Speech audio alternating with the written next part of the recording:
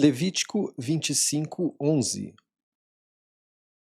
Aqui, né, nós estamos falando do que acontece quando você segue o caminho do salvação, de salvação, da salvação. Lembrando que salvação é a minha tradução para o nome de Deus, que no idioma tradicional é Jeová. Então aqui, ó. E eu vou pôr a minha moradia no meio de vocês, e o meu ser não vai expelir vocês. Agora, isso aqui é muito legal, porque, ó, esse moradia é aquela mesma palavra que é usado para moradia do que tem no deserto, daquilo que eles vão andando. Então o que dá-se a entender é que é de fato aquilo que o Cristo fala, tá? Eu e meu pai faremos uma moradia em você. E é interessante que o texto usa exatamente a palavra meio, né? Que o meio é aqui, o coração. Então, quando você traduz da forma literal, transparece isso, né? Daquilo que o Cristo falou. Eu e o pai faremos moradia em você. E isso é legal também, especialmente quando nós começarmos a ver Davi, o querido, que ele queria construir uma casa, uma moradia para o Salvador lá em Jerusalém. Mas ele falou assim: "Não, eu vou construir uma moradia para você". Só que, muito provavelmente, ele não entendeu a questão toda. A forma que você constrói uma moradia para o Salvador não é em lugares de pedra, é no seu coração. É lá que ele quer a verdadeira moradia. Então, quando você pega esses versículos, assim, como Levítico 26:11, eh, nós vemos que encaixa bem com o Novo Testamento. 12. E eu vou caminhar no meio de vocês, e vou ser salvador para vocês, e vocês vão ser povo para mim. E aquilo, né? Salvador é a real tradução da palavra Deus, na minha opinião. Então, enquanto ele está no meio de você, ele te salva das coisas ao redor. Você tem um protetor, né? Lembrando que o sangue é o que reveste o ser, como se fosse uma camada protetora. Então aqui é nos dois sentidos, é no sentido literal e também nesse sentido, né, caminhar no meio de vocês. Aqui, ó, eu sou salvação, o salvador de vocês, que fiz vocês saírem da terra do sitiado. Lembrando que a tradução de Egito é sitiado. Como que eu chego a sitiado? Porque os pictogramas dá-se a entender que é um lugar cercado e oprimido, que é a definição de um lugar que está em estado de sítio, uma cidade que está sendo atacada e cercada. Então aqui, ó, eu sou salvação, o salvador de vocês, que fiz vocês saírem da terra do sitiado. Então, se ele fez eles saírem desse estado de sítio, desse estado de ataque, ele é o salvador, ele é o salvação, a salvação. Então, a coisa toda encaixa, né? Aqui, ó, de ser escravos deles. E eu quebrei as travas que esgotavam vocês, e fiz vocês caminharem em postura erguida. 14. Mas se vocês não ouvirem a mim e não fizerem todas estas determinações. Agora aqui nós vamos ver o caminho que os judeus tomaram, porque aqui nós vamos ver que isso aqui, que ele vai começar a citar, é o que ocorreu, o que ocorre com o povo judeu há 3.000 anos. Então nós sabemos que eles não seguiram o caminho, porque isso aqui é o que Moisés falou. E Moisés é o maior dos maiores entre os judeus, tá? Eles veem Moisés como nós vemos Jesus. Aqui, ó. E se as minhas regras vocês rejeitarem, e se os meus critérios, o ser de vocês expelir, para não fazer todas as determinações, para o desfazer do meu acordo de corte, então eu também vou fazer isso a vocês. Olha aqui. Eu vou considerar sobre vocês o pânico, o desgaste e a febre, encerrando os olhos e desfalecendo o ser. E vocês vão semear a semente de vocês para o vazio, e os inimigos de vocês vão consumir ela. E nós vemos que isso é o que acaba ocorrendo a seguir. Nos próximos livros, nós vamos ver que isso é o que ocorre com eles, tá? Nos próximos livros, Juízes e na época dos reis e mais adiante, nós vamos ver que isso acontece. E, historicamente, tem coisas aqui que se encaixa até mesmo diante do que ocorre no século passado, tá? Na década de 40. 17. E eu vou pôr a minha frente contra vocês, e vocês vão ser batidos na frente dos inimigos de vocês. E os que repelem vocês vão dominar sobre vocês. E vocês vão fugir, e não há quem esteja indo atrás de vocês. Né? Em outras palavras, eles vão fugir sem alguém estar indo atrás. E esse repelem é a palavra ódio nas Bíblias tradicionais. Mas o, o, o idioma tradicional da Bíblia, que é o hebraico, ele é muito mais mecânico do que sentimental. Tá? Talvez no grego seja uma forma mais assim, mas aqui é uma coisa mais mecânica e se encaixa em muitos lugares, de fato, melhor como repelir do que odiar, porque tem lugares que não tem esse mesmo encaixe. Por exemplo, essa é a palavra que faz oposição à palavra amor, que na verdade eu traduzo como prioridade. Então o que acontece? Uma coisa você prioriza e a outra coisa você repele, tá? Então eles continuam sendo opostos, mas de uma forma mais mecânica e menos sentimental. Porque tem lugares que não encaixa, que fica estranho como amar e odiar, né? Por exemplo, como eu falo da questão do você não pode amar 2 senhores, né. Você pode amar 2 coisas, você não pode priorizar 2 coisas. Priorizar 2 coisas é impossível, tá. Ou você prioriza uma ou você prioriza a outra. Ou você prioriza uma e repele a outra, ou você repele a uma e prioriza a outra. Então, por conta de mecânica do vocabulário, dá-se a entender que priorizar é um encaixe melhor aonde vocês veem a palavra amar na Bíblia.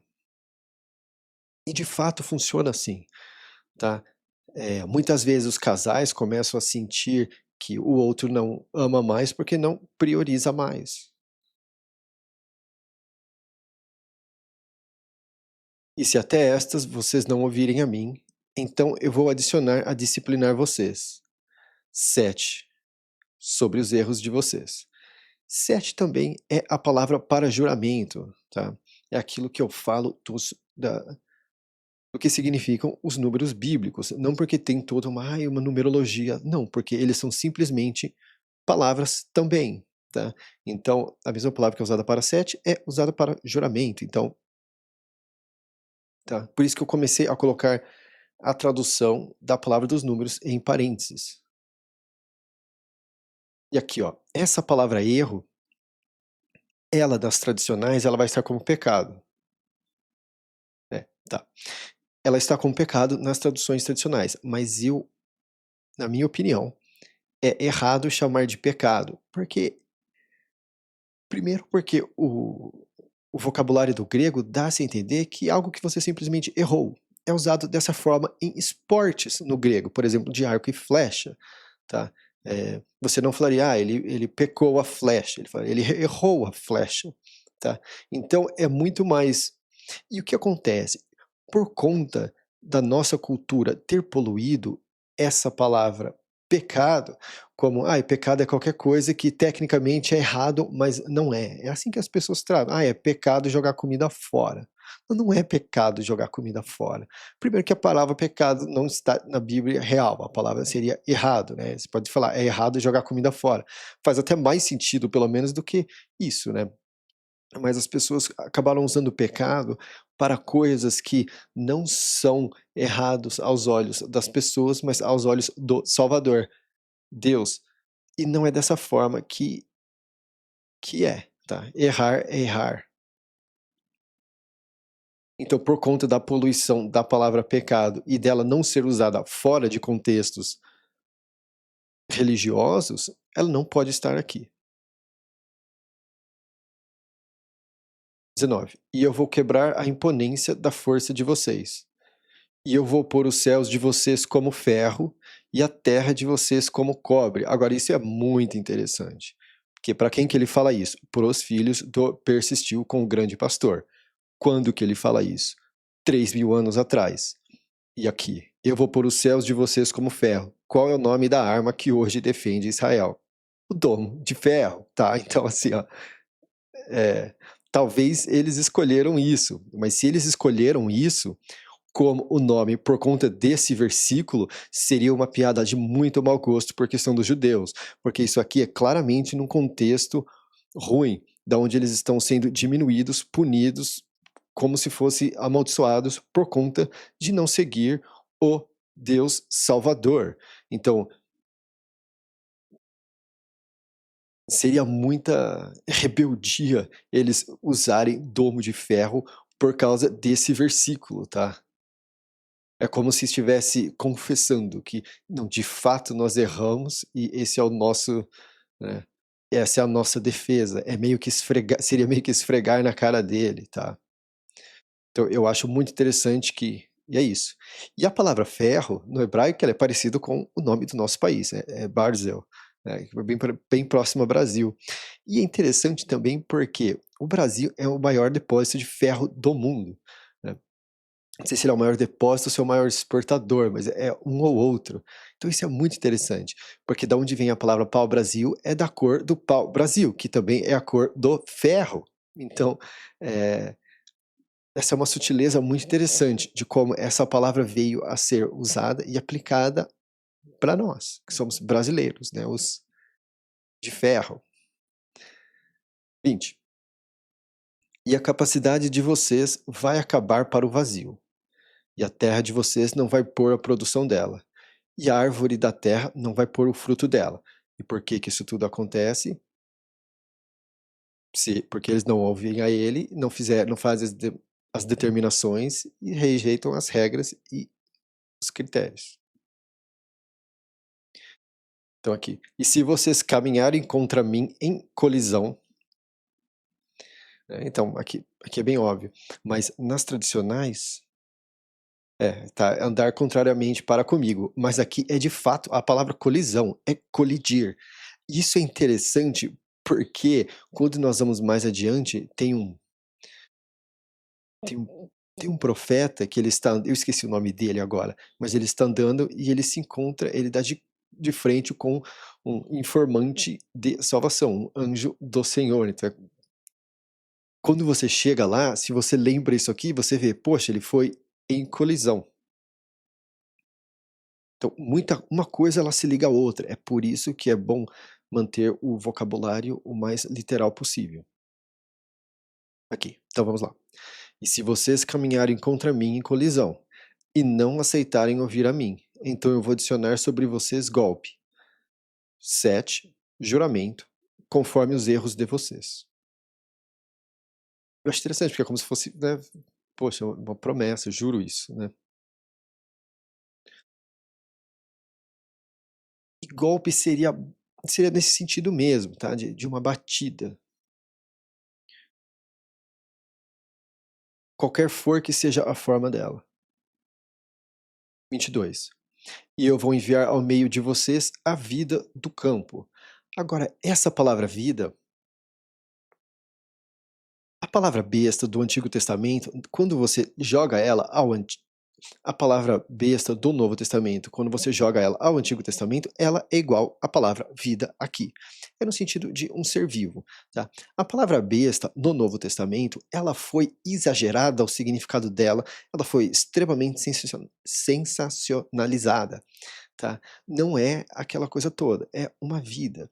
Vamos lembrar que Eva também significa vida, tá? Então tem toda uma questão assim de uma coisa se liga à outra aqui. E eu não vou entrar muito a fundo porque vão falar que eu estou muito viajado, mas de fato a palavra é bem aquela ali, tá? E a palavra besta do Novo Testamento foi exagerada. E ela vai deixar você sem filhos. Né? O que? A vida do campo. Né? Que vida do campo, tá? É, isso aqui muito provavelmente pode ser até mesmo micróbios, tá? Doenças e coisas assim, porque são seres vivos. E ela vai deixar você sem filhos, e vai decepar o animal de cargas de vocês. E que vida que decepam o animal de carga? Doença. E vai reduzir vocês, e os caminhos de vocês vão ficar devastados. Aqui. E se por estas vocês não forem disciplinados por mim, agora essa aqui, ó, é corrigirdes. Uma outra aqui acertou a disciplina. Tem muitos lugares tem lugares que as Bíblias tradicionais vão traduzir esse disciplinado por castigados. Só que castigados não dá-se a entender de que há uma intenção de disciplina, que é para você se corrigir. Parece que para ali, você fez algo errado e é castigado. Mas não, a intenção dessa palavra é transmitir que você precisa ser corrigido, tá? Você precisa de uma disciplina, então não é castigado pelo que você fez, é disciplinado para que não ocorra novamente. Então, na Bíblia, onde você vê a palavra castigado, ela está errada. É disciplinado. Assim como você disciplina o seu filho ou não, é nesse sentido, é para que ele passe a fazer o que é correto. E a palavra castigo, ela tira isso. E não só isso, e tem certos lugares que ela não se encaixa dessa forma, tá. E outra, essa palavra, ela se liga ao grego da mesma palavra que é a origem da palavra pedagogia, né. Então, que é no sentido de ensinar. Então como que é castigar se é mais próximo a ensinar? Então é disciplinar, é disciplinados, tá. Como que eu falo isso? Porque quando o grego cita o Antigo Testamento, com a palavra que eles usam para ensinar, é usado quando eles citam o Antigo Testamento, é usado essa aqui, ela é usada aqui. "E se por estas vocês não forem disciplinados por mim, e caminharem contra mim em colisão, então eu também vou caminhar contra vocês em colisão, e eu vou golpear vocês, até eu. 7. Juramento pelos erros de vocês. E eu vou trazer sobre vocês uma lâmina retalhadora da retaliação do acordo de corte. E vocês vão ser ajuntados nas cidades de vocês, e eu vou enviar epidemia ao meio de vocês, e vocês vão ser postos na mão do inimigo." Agora, epidemia, tem lugares que vai ser peste, tem lugares que vai ser praga, mas o grego dá-se a entender que é mais próximo à palavra epidemia, tá. E assim, essa é uma palavra que nós temos hoje. Praga fica parecendo que: "Ai, fizeram uma magia, ai, colocaram praga em mim." Não, tá. E peste também, tá, ninguém usa mais essa palavra. O que nós usamos, até mesmo recentemente, por conta da de covid e outras coisas, é é a palavra epidemia. Isso aqui é a palavra atualizada, tá.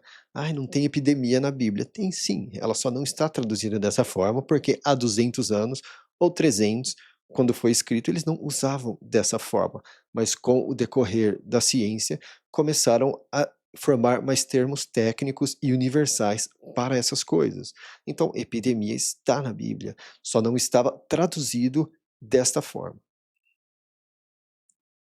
Lembrando que tecnicamente nenhuma palavra no português estaria na Bíblia, porque a Bíblia ela foi escrita em hebraico e em grego e alguns trechos em aramaico. Então, você tem que traduzir as coisas para os termos de hoje.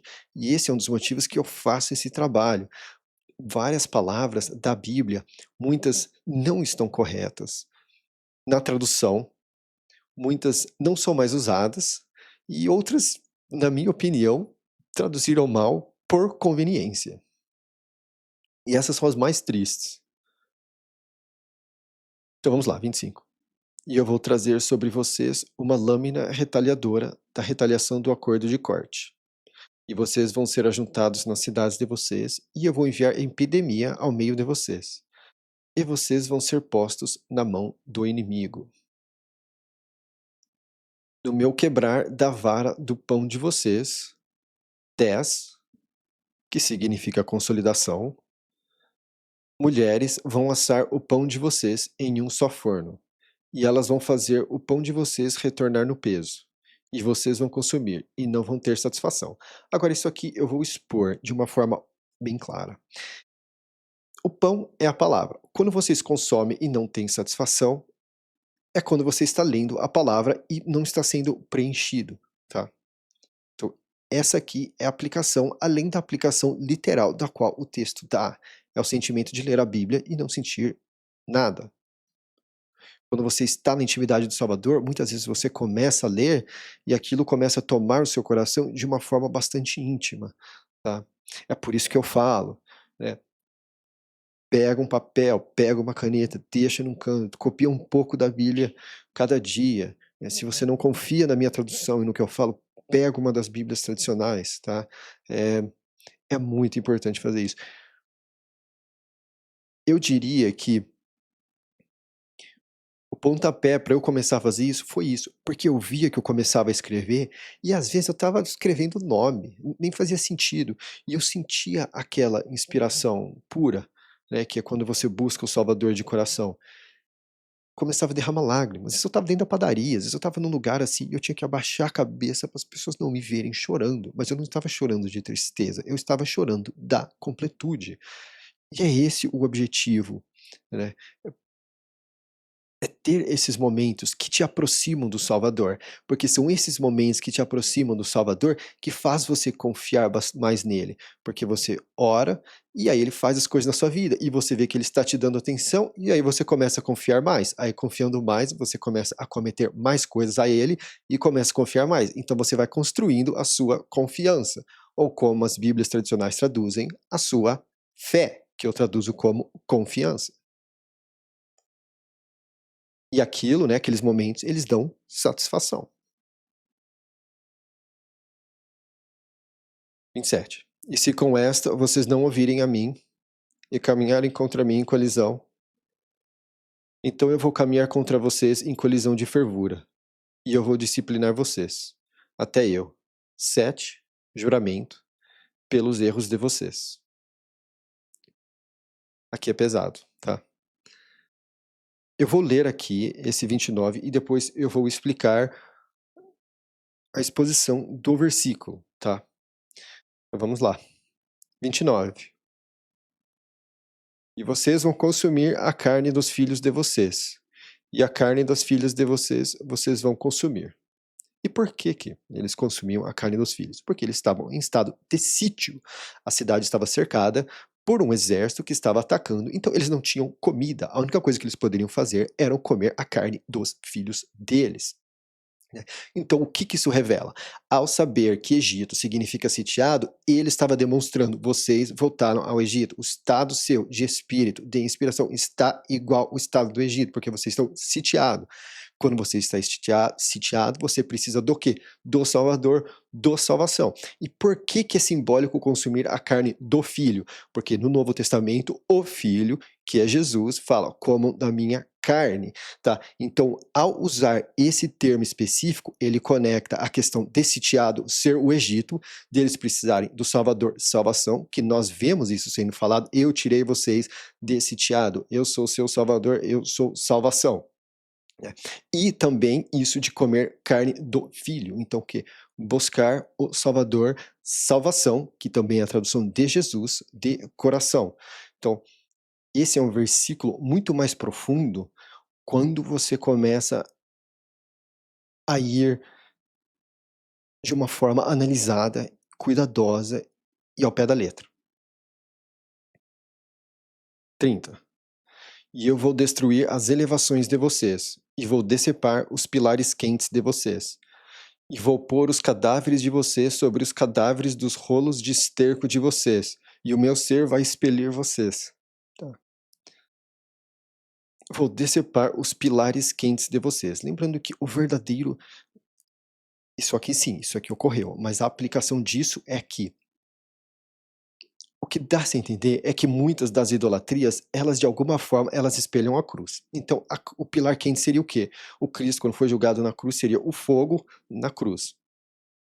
Então, o que que né, por mais que a cruz não pegou fogo no coração dele, porque naquele momento o coração dele estava queimando, né, no sentido espiritual, tá? Então, decepar os pilares quentes, né, ele foi decepado. Essa é a mesma palavra que é usada quando faz referência ao filho ser morto na cruz, né. Ela nas traduções tradicionais vocês vão ter, ele vai morrer ou algo assim, mas mais específico do que ainda é decepado. É o mesmo sentido. Então usar decepar com pilar quente é uma ligação direta à cruz, tá. Só que eles não estavam fazendo a verdadeira cruz, eles estavam fazendo a cruz idólatra, que é o lado ruim, é a imagem daquilo sem o coração daquilo.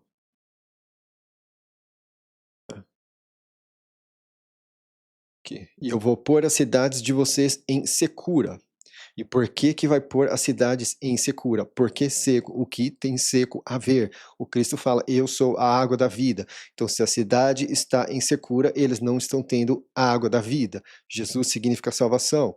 Jeová significa salvação. Então, aqui, ao estar em secura, significa que eles não estão em salvação, não estão com salvação. Então, quando essas coisas começam a acontecer, eles teriam que saber. Só que, nessa época, nós vamos ver mais adiante que esses livros, de tudo que ocorre aqui, eles já não estavam seguindo, eles nem estavam lendo, porque eu não vou lembrar qual livro que é agora, mas lá próximo à deportação deles para a Babilônia, que eu não chamo de exílio, eu chamo de deportação, próximo à deportação deles à Babilônia, eles encontraram um livro que estava perdido há muito tempo. E quando ele começou a ler, né, o rei da época, ele ficou constrangido, né, e ele buscou salvação. Tá? E tinha coisa ali que eles nem sabiam que estavam ali. E daí o rei viu, reconheceu que eles estavam fazendo tudo errado. Tá? Então o que dá a entender é que a galera já não estava lendo, nem o rei sabia o que estava escrito lá. Então vamos lá, 31. E eu vou pôr as cidades de vocês em secura, e vou paralisar os lugares puros de vocês, e não vou cheirar o cheiro de alívio de vocês.